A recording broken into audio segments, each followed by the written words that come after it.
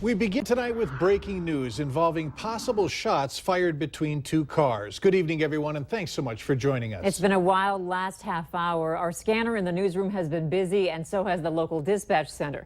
What they have confirmed to us is that there have been a couple of reports of gunshots, one in a neighborhood and another between two cars that may still be out driving around as we speak. Let's get more details from Valley News Team's Natalie Parsons. Natalie, what can you tell us? I am currently on 45th Street South, where it is reported that one of the local businesses called in what heard like 2 gunshots. Police came to the scene, they investigated, and it is believed that a chase has been led through West Fargo around 6th Street. We'll keep you posted online. We'll keep you posted on air and online. Natalie Parsons reporting live. Okay, Natalie, thank you so much. We just got word from the assistant police chief in Fargo, Joe Anderson, who confirmed a report of gunshots in Fargo along 45th Street.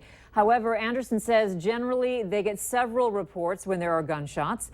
They're still looking into this, and we asked him about descriptions of the 2 cars involved, a gray Honda Civic and a black Chrysler.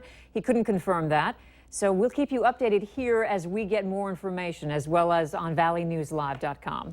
In other news tonight, it's another sign of the increased drug problem in our area. This time it's coming from the White Earth Reservation. This warning has been posted on the tribe's Facebook page. It says, in part, although we do not approve of the use of heroin and other drugs, we need to make sure that you, the drug user, knows that there's some bad heroin and fentanyl in the area.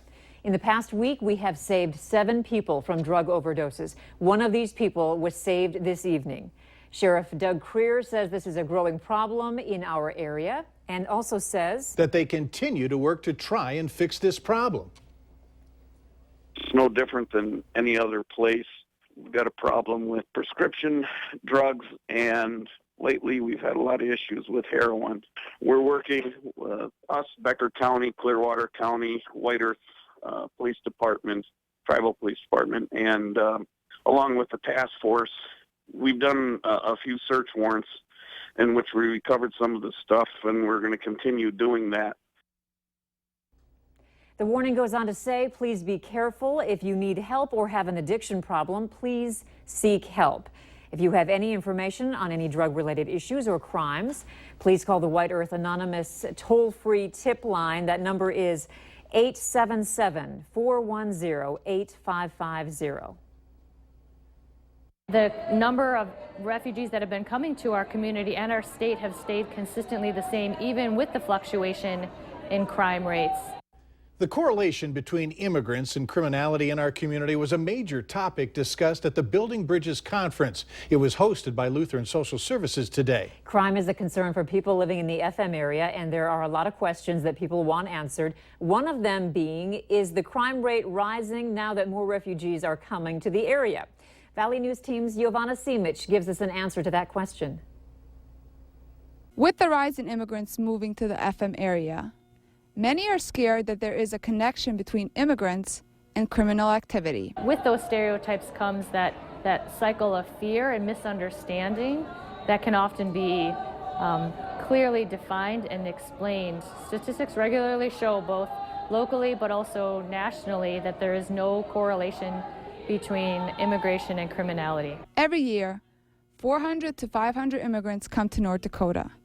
According to Jacobson, Cultural Liaison Officer, she says from 2012 to 2014, the Fargo Police Department saw a steady decrease in crime throughout the area. There is a lot of fear, but a lot of that fear is based on misinformation and misunderstandings.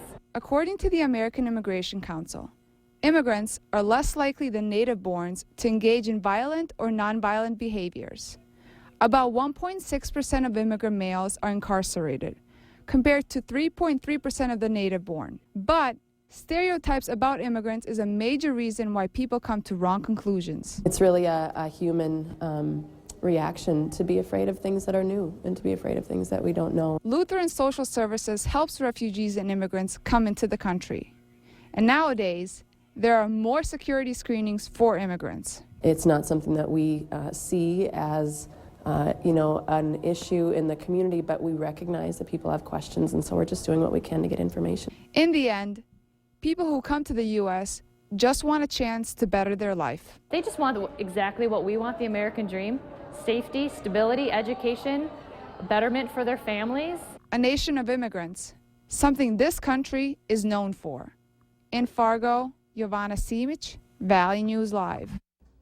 Police say that helping immigrants feel welcome into our community gets rid of the stereotype. The Building Bridges Conference will continue tomorrow. For more information, go to valleynewslive.com and click on this story. There's a new trend in the drug community that's got some people concerned. The saying, "just narc me," that's being used by drug users who are about to overdose, indicating that someone else who's sober should give them a shot of Narcan. U.S. Attorney Chris Myers is speaking out on the dangers of the wingman mentality. Myers recently worked on a case where kids would use opiates and then have a designated wingman, or someone who carries Narcan in case of an overdose situation. He says that method is extremely dangerous. 2 people are in the Grand Forks County Jail tonight facing charges connected to prostitution. Police arrested the pair after an alleged incident at a Grand Forks hotel. 18-year-old Brianna Sibila is charged with facilitating prostitution. 43-year-old Alan Brandley is charged with engaging in prostitution. The UND Police Department is investigating this case. The Grand Forks Police Department is asking for your help in identifying this woman of interest. Police say the request stems from a shoplifting complaint that was reported at Kohl's in Grand Forks. If you know anything about this woman, you're asked to call police at 787-8009 or text the word tipster and the tip to 847-4111.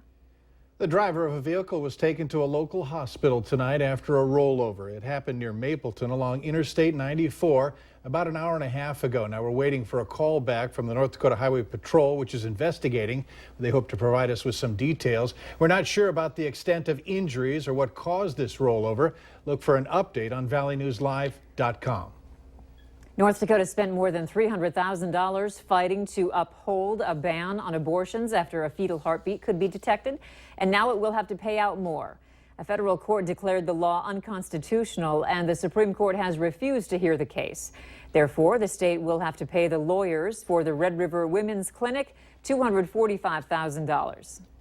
Unsafe and unprofessional. That's how the commanding officer of a U.S. destroyer described the antics of several Russian military aircraft. Take a look. The jets flew a series of simulated attack passes near the U.S. ship in the Baltic Sea over the course of 2 days this week.